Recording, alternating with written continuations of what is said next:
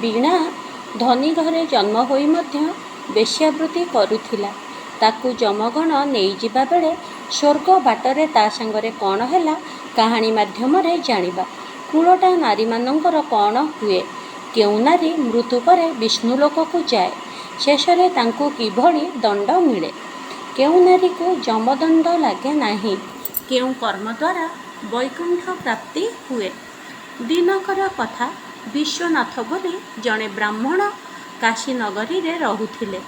ତାଙ୍କର ଧନ ସମ୍ପତ୍ତି ଜମି ବାଡ଼ି କେଉଁଥିରେ ବି ଅଭାବ ନଥିଲା। ସେ ବହୁତ ସଦାଚାରୀ ଓ ଧର୍ମପ୍ରାଣ ବ୍ୟକ୍ତି ଥିଲେ। ପୂଜା ପାଠ ଓ ଜ୍ଞାନ ଚର୍ଚ୍ଚାରେ ସମୟ କାଟୁଥିଲେ। କିନ୍ତୁ ଅପରପକ୍ଷେ ତାଙ୍କ ସ୍ତ୍ରୀ ବୀଣା ଜଣେ ଦୁଷ୍ଟ ଚରିତ୍ରାର ନାରୀ ଥିଲା। ସେ ନାରୀ କେବେ ବି ସ୍ୱାମୀକୁ ଭଲ ପାଉନଥିଲା, ସ୍ୱାମୀର ସେବା କରୁନଥିଲା, ସ୍ୱାମୀର କୌଣସି କଥା ମାନୁନଥିଲା। ଏମିତିକି ସ୍ୱାମୀ ସହ ଏକା ସାଙ୍ଗରେ ଶୋଉ ମଧ୍ୟ ନଥିଲା। ବିଭିନ୍ନ କଟୁ କଥା କହି ସ୍ୱାମୀ ମନରେ ବାଧା ଦେଉଥିଲା। ଘର କାମ ଠିକ୍ ସମୟରେ ନ କରି ଯେଉଁ ଜାଗାରେ ପରପୁରୁଷ ଜମା ହେଉଥିଲେ ସେ ଜାଗାକୁ ବାରମ୍ବାର ଯାଇ କାମାତୁରବଶତ୍ ପରପୁରୁଷଙ୍କୁ ନିଜ ଆଡ଼କୁ ଆକର୍ଷଣ କରି ଲଜ୍ଜାବିହୀନ ହୋଇ ସେମାନଙ୍କ ସହ ରାତି ବିତାଉଥିଲା। ଏହି ଭାବରେ ତାର ଦିନ କଟି ଚାଲିଥାଏ। ଗୋଟେ ଦିନ ତାକୁ କୌଣସି ପୁରୁଷ ଦେଖାଗଲେ ନାହିଁ। ସେ ପୁରୁଷଟିଏ ଖୋଜି ଖୋଜି ଯାଇ ଜଙ୍ଗଲ ପାଖରେ ପହଞ୍ଚିଗଲା। ଏହିସବୁ ତାର ନିତିଦିନିଆ ଅଭ୍ୟାସରେ ପରିଣତ ହେଇସାରିଥାଏ। ସେଠାରେ ମଧ୍ୟ କାହାକୁ ଭେଟିଲା ନାହିଁ। କାମାତୁର ହୋଇ ଛାତିକୁ ପିଟି ଧିକ୍କାର କରିବାକୁ ଲାଗିଲା। ଆଜି ମୁଁ କି ପାପ କରିଥିଲି ଯେ ପୁରୁଷ ମୋତେ ମିଳିଲେ ନାହିଁ? ସେହି ସମୟରେ ତାକୁ ଗୋଟେ ବାଘର ଭୟଙ୍କର ଗର୍ଜନ ଶୁଭିଲା। ସେହି ସମୟରେ ବାଘ କହିଲା, ଦୁଷ୍ଟା କୁଳଟା ବେଶ୍ୟା ନାରୀ, ସ୍ୱାମୀ ଥାଇ ବ୍ୟଭିଚାର କାମ କରୁଛୁ, ସ୍ୱାମୀକୁ ଅପମାନ କରି ପର ପୁରୁଷ ଖୋଜି ବୁଲୁଛୁ, ଆଜି ତୋର ରକ୍ଷା ନାହିଁ। ତୋ ଭଳି ଗୋଟେ ନାରୀକୁ ମାରି ଆଜି ମୁଁ ମୋର ପେଟ ପୂରାଇବି। ଏହା ଶୁଣି ବୀଣା ଭୟରେ ଥରିବାକୁ ଲାଗିଲା। ଛାଡ଼ି ଦବା ପାଇଁ ନେହୁରା ହେଲା। ବାଘ ରାଜି ହେଲା ନାହିଁ। ଶେଷରେ ବୀଣା କହିଲା, ମୁଁ ତମ ପାଖକୁ ଆଉ କିଛି ଖାଦ୍ୟ ନେଇ ଆସିବି, ମୋତେ ଛାଡ଼ି ଦିଅ। ବାଘ କହିଲା, ତତେ ଛାଡ଼ିଦେଲେ ମୋର ପାପ ହେବ। ବୀଣା କହିଲା, କାହିଁକି ତମେ ମୋତେ ଶିକାର କରିବ? ମୋତେ ପଛେ ଖାଇଦବ, କିନ୍ତୁ କେବଳ ମୋ ଶିକାର କାହିଁକି କରିବ ତାର ଉତ୍ତର ଦିଅ। ବାଘ କହିଲା, ତେବେ ଶୁଣ, ଆର ଜନ୍ମରେ ମୋ ନାମ ବାମଦେବ ଥିଲା। ମୁଁ ଜାତିରେ ନୈଷ୍ଠିକ ବ୍ରାହ୍ମଣ ଥିଲି। ବିଭିନ୍ନ କାର୍ଯ୍ୟ ପାଇଁ ବିନା କାରଣରେ ଲୋକଙ୍କଠୁ ବିଭିନ୍ନ ଦାନ ନେଉଥିଲି। ଠିକ୍ରେ ପୂଜାପାଠ କରୁନଥିଲି। ମନ୍ତ୍ର ବେଦ ଭୁଲ ପଢ଼ୁଥିଲି। ଭୁଲ ମନ୍ତ୍ର ଓ ପୂଜାବିଧି କରୁଥିଲି। ଠାକୁରଙ୍କର ଦିଅଁ ଦେବତାଙ୍କର ନିୟମ ନ ଜାଣି ଲୋକଙ୍କୁ ଧର୍ମ ଓ ଭଗବାନଙ୍କ ନାମରେ ମିଛ କହି ଲୋକଙ୍କୁ ଠକି ନ ନେବା ଜିନିଷ ବି ଦାନରେ ନେଉଥିଲି।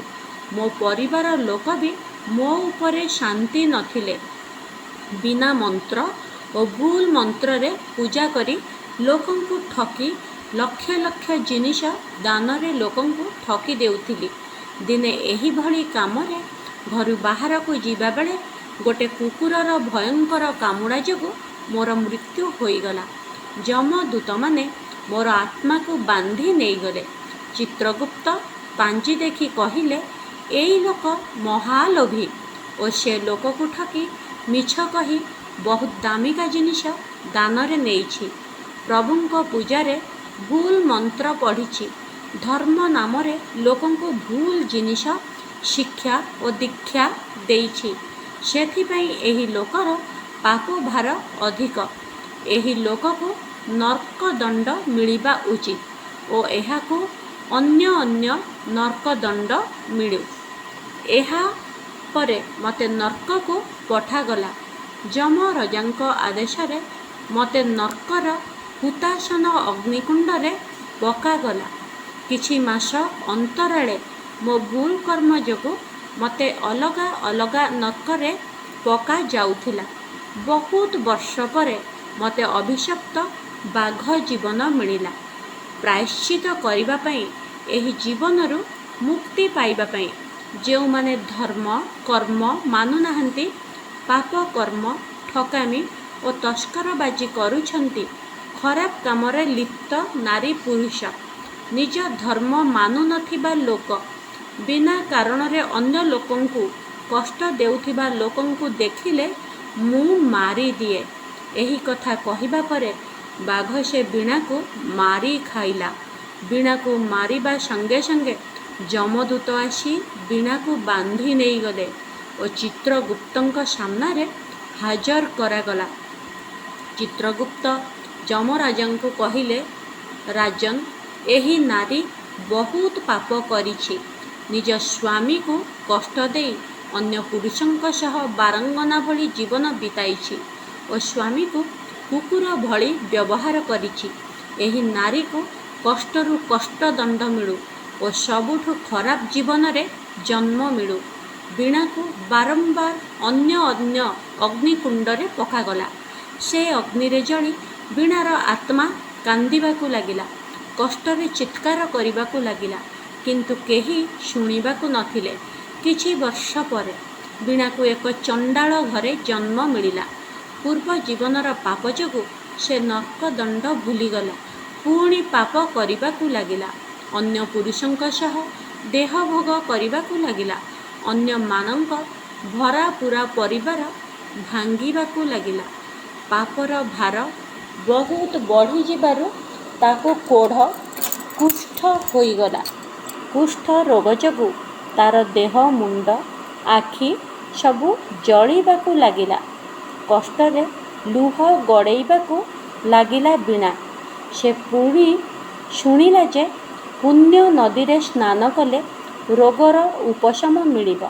ତେଣୁ ସେ ଯମୁନା ନଦୀରେ ସ୍ନାନ ପାଇଁ ବାହାରି ଗଲା।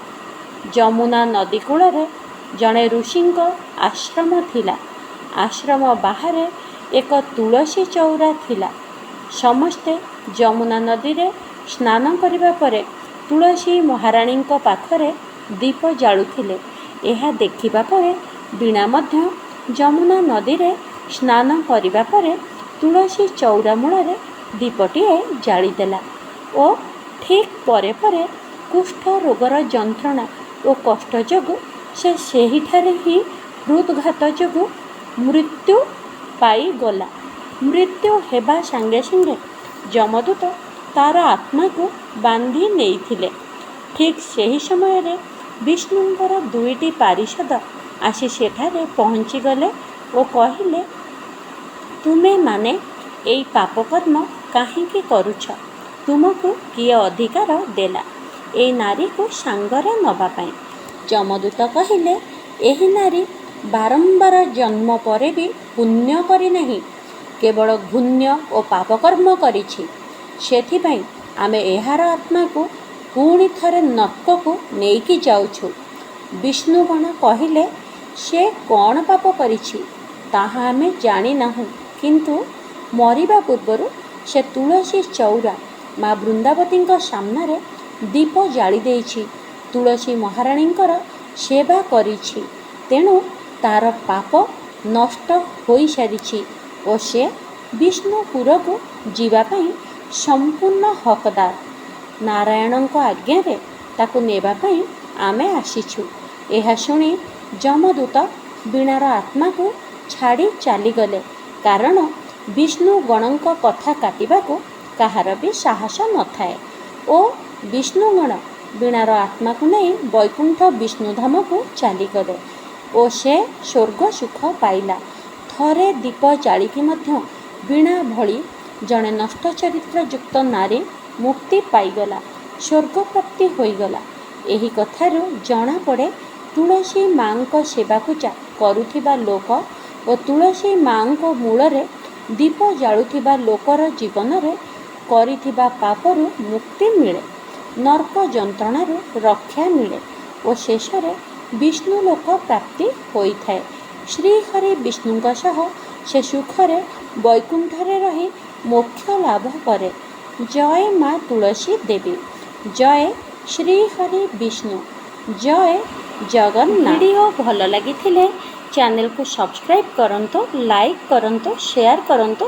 ଦେଖା ହେବା ଆଉ ଗୋଟେ